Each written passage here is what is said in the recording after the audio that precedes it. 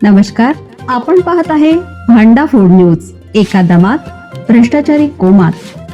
Social media, कर्जबाजारी, गुन्हेगारी, सट्टेबाजी, चोरी, मटका, जुगार, दारू, सावकारशाही, न्यायाच्या प्रतीक्षेत प्रशासन. भांडाफोड न्यूज. एका दमात भ्रष्टाचारी कोमात. टीसीएस प्रकरणानंतर आणखीन एक धक्कादायक घटना. तुळशीमाळ काढून महिलेला दारू सिगारेट पाजली, नंतर धमकी देत धर्मांतर आणि अत्याचार.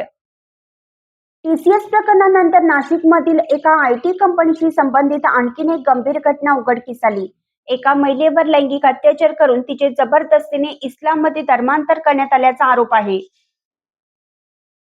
पीडितेच्या तक्रारीच्या आधारे नाशिकच्या पंचवटी पोलीस ठाण्यात गुन्हा दाखल झाल्यानंतर ही घटना उघडकीस आली.